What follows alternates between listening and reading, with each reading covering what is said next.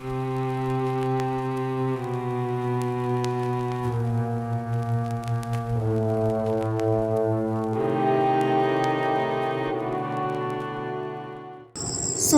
and Shiva Story. Ipinanganak si Sumitra Singh noong 1968. Namatay ang kanyang ina sa sakit noong siya ay 11 taong gulang pa lamang. Sa edad na 13 ay ipinagkasundo siya ng kanyang ama na ikasal kay Jankish Singh. Dahil magkasama sa trabaho ang kanyang asawa at ama, ay laging naiiwang mag-isa sa bahay si Sumitra kasama ang iba pang kamag-anakan ng kanyang asawa. Makalipas ang 3 taon, December 1984, naging napakasaya ni Sumitra sapagkat nagsilang siya ng kanyang anak na lalaki. Kahit gaano kahirap ang buhay, ay hindi inaalis ni Sumitra ang kanyang anak sa kanyang tabi. Nakabalot lamang ito sa tela at laging nakasabit sa kanyang katawan. Nakatira sila sa isang mahirap na bayan malapit sa Himalayan Mountains. Ang mga bahay nila ay gawa sa putik at wala silang kuryente at tubig. Kahit malayo ang asawa at ama at napakahirap ng buhay, ay naging masaya naman si Sumitra dahil kasama niya ang kanyang anak. Ngunit nagbago ang lahat noong unang bahagi ng taong 1985. Naglalakad si Sumitra kasama ang kanyang mga kapitbahay papunta sa isang balon kung saan sila kumukuha ng tubig. Nilalaro niya ang kanyang anak nang bigla na lang siyang huminto. Nabitiwan niya ang kanyang hawak na timba at nakatitig na lamang siya sa kawalan.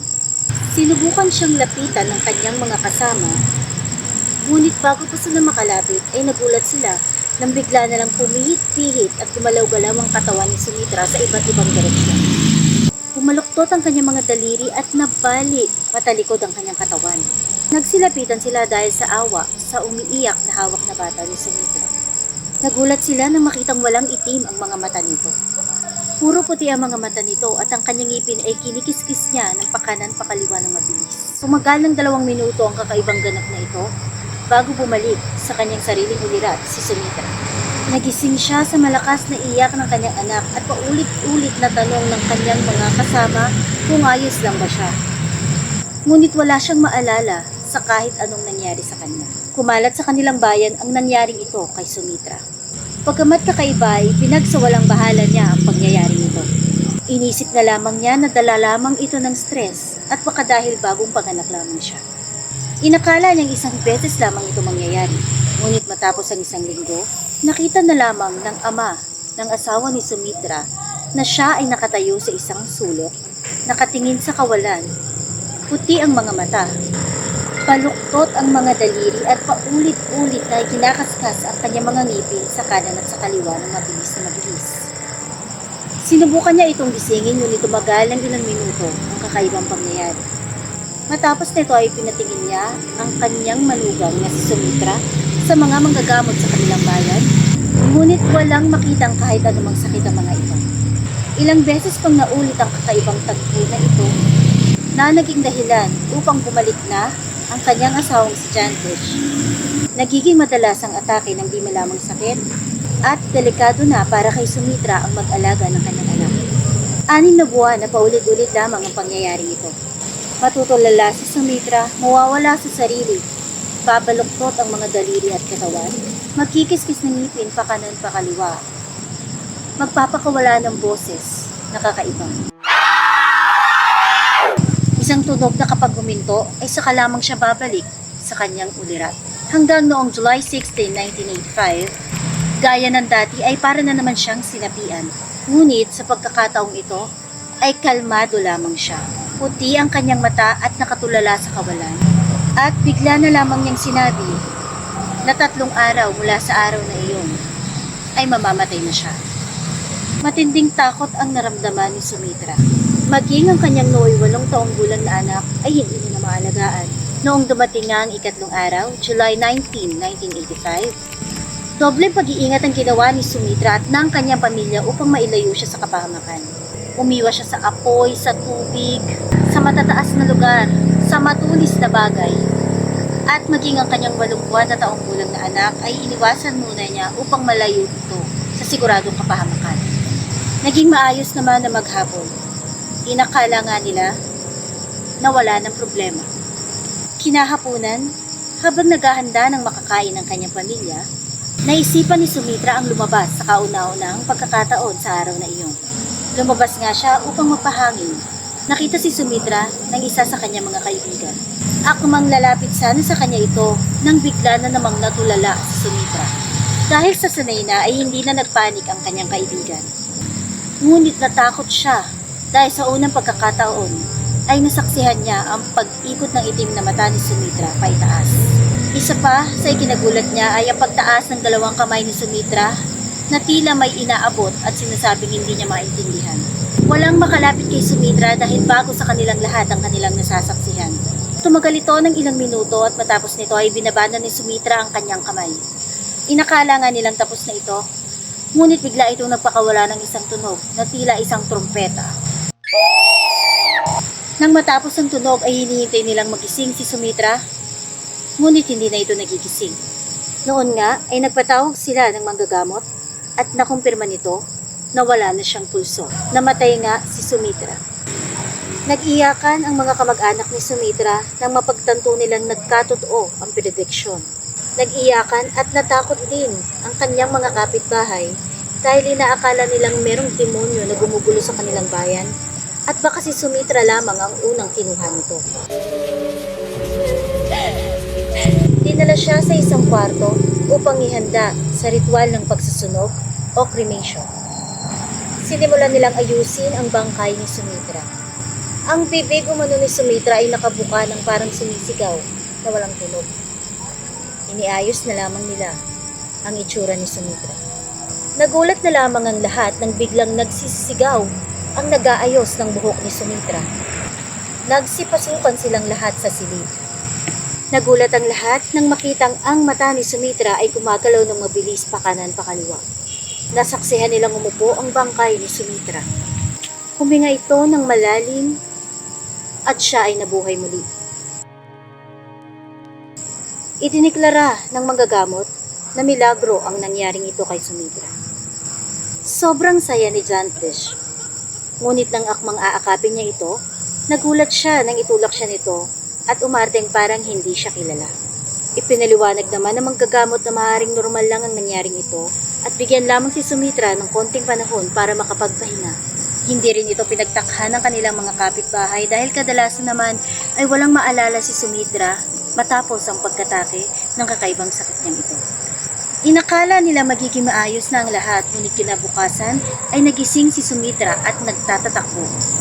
Hinabol siya ng kanyang asawa at biyanan at nang maabutan nila ito, nagalit siya at nagtatanong kung sino ba ang mga ito. Sinabi niyang hindi Sumitra ang kanyang pangalan. Siya umano ay si Shiva Duet. Pinatay umano siya ng kanyang biyanan at hindi niya alam kung bakit siya nandoon. Pilit siyang ibinalik ng mag-ama sa kanilang bahay. Ngunit tuwing may pagkakataon ay sinusubukang tumakos ni Sumitra at paulit-ulit niyang iginigiit na siya ay si Shiva. Umasa silang babalik pa sa dati si Sumitra. Nakalipas ang ilang linggo, ay pilit nilang ipinapaalala dito kung ano ang totoo niyang buhay. Ngunit nanindigan pa rin siyang hindi siya si Sumitra at siya nga ay si Shiva. Maging ang asawa at anak ni Sumitra ay hindi na niya nilalapitan. Marami silang napansin na pagbabago kay Sumitra. Isa na dito ang punto ng kanyang pananalita na tila lumaki siya sa ibang bayan. Naging bastos ito sa kanila at lagi niyang pinipilit na siya ay si Shiva. Paulit-ulit niyang sinasabi na pinatay siya ng kanyang mga biyanan sa bayan ng Dibiyapur. Isang bayan na hindi pa nila napuntahan kahit kailanman. Lagi niyang sinasabi ang mga pangalang Tingkor at Kairaipur. Mga pangalang walang nakakakilala ni isa man sa kanilang bayan. Hindi na nga naging normal ang buhay ni Sumitra. Nagsimula siyang magkulong sa kanyang kwarto. Ang tanging ginagawa lamang niya ay magsulat ng mga liham na naka-address sa mga taong hindi nila kilala. Nakikiusap umano siya na ipadala ang mga sulat na ito. Naging malaking question ito para sa kanila dahil kahit kailanman ay hindi nakapasok ng eskwelahan si Sumitra. Nagpatuloy sa mga sumunod na buwan ang gawaing ito ni Sumitra. Patuloy niyang iniiwasan ng kanyang asawa at anak. Araw-araw pa rin siyang nagsusulat ng mga liham. Naging napakababa rin ang tingin niya sa lugar kung nasan siya ngayon at sa mga tao rito. Inakala na lamang ng mga ito na may sapi nga si Sumitra dahilan ng kakaiba nitong ugali. Nagbago ang lahat 3 buwan matapos ang kanyang pagkamatay at muling pagkabuhay. October 20, 1985, pinagbuksan ng kanyang asawang si Jantish ang isang lalaki na kumakatok sa kanilang pintuan. Kakaiba sa kanila ang lalaki dahil mapakaayos ng itsura nito. Maayos at maganda ang mga damit at kanyang mga sapatos, kaya't alam nilang hindi ito nanggaling sa kanilang bayan. Nagpakilala itong si Ram Tripathi. Umano ay sadya niya ang isang babae na tila wala sa sarili na nagngangalang Sumitra at nais niya umano itong tulungan. Tinungo ni Jantish si Sumitra sa kanyang silid. Inabutan niya itong nagsusulat. Nang banggitin niya ang pangalan ng taong naghahanap dito, nagulat siya dahil sa kauna-unahang pagkakataon ay nakita niya itong umiti. Dali-dali siyang tumakbo patungo kay Ram Tripathi at agad niya itong niyakap at iyak siya ng iyak. Nagulat din si Ram Tripathi dahil ngayon lamang niya ito nakita, ngunit grabe ang iyak nito at pagkakaakap sa kanya. Inakay niya si Sumitra upang umupo kaharap ang kanyang asawang si Jantish. Tinanong ni Ram Tripathi ang kanyang kaharap na babae kung ano ang pangalan nito. Sumagot ito na siya umano si Shiva Duet. Upang makasiguro ay ipinakita ng lalaki ang kanyang mga hawak na libro. Ang libro ay punong-puno ng mga litrato ng iba't ibang mga tao.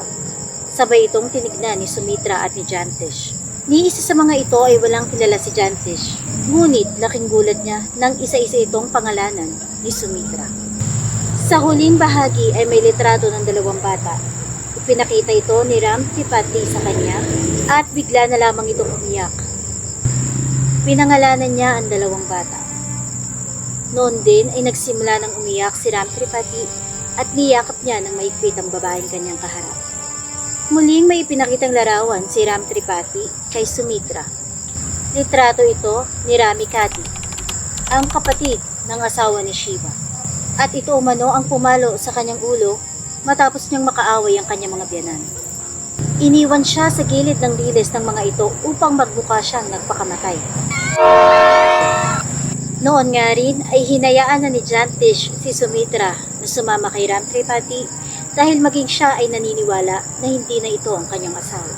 Siya ay tumira na ulit sa kanilang bayan kasama ang kanyang mga magulang, mga kapatid at ang kanyang 2 anak, sila Tingkur at Raipo. Ang lahat ng kanyang pamilya ay naniniwala na bagamat iba ang itsura ng kasama nilang babae, ito pa rin ang kanilang kapamilya. Dahil kaugaling-kaugali nito ang namatay nilang mahal sa buhay na si Shiva. Sino nga ba si Shiva?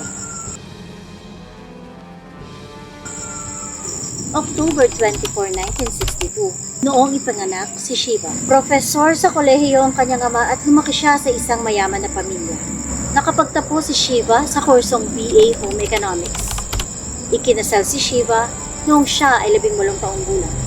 Tumira siya sa bayan ng kanyang asawa kasama ang kanyang mga biyanan sa Diviyapur. Nagkaroon rin sila ng 2 anak. Hindi nagkasundo kailanman si Shiva at ang mga biyanan. Hindi naging maganda ang buhay ni Shiva kaya't naging pangit din ang kanyang ugali. Palagi niyang nakakaaway ang kanyang mga biyanan. Dahil dito, lagi siyang malungkot at namimiss niya lagi ang kanyang dating buhay. Isang araw ay nagkaroon ng matinding away si Shiva at ang kanyang mga biyanan. Naging dahilan naman ito ng kanyang paglayas at kinabukasan nga ay natagpuan na lamang siyang patay. Pinakiusapan ng mga magulang ni Shiva na si Ram Tripathi na wag muna siyang ilibing o i-cremate upang makita pa nila ang kanilang anak. Ngunit hindi ito pinayagan ng mga magulang ng kanyang asawang lalaki. Ginamitan pa nila ito ng gas upang mabilis umano itong maging apo. Pagdating ng ama ni Shiva, ay nalaman na lamang niyang nakremate na ang kanyang anak. Matinding lungkot ang kanyang naramdaman dahil hindi man lang niya nakita ang kanyang anak.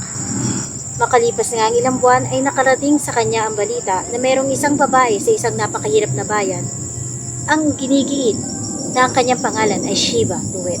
Noon nga siya nagdesisyon na puntahan ang bayan ng Sharimpura. At noon nga, sa hindi inaasahang pagkakataon, ay naiuwi ni Ram Tripathi ang kanyang anak na si Shiva Duet Tripathi.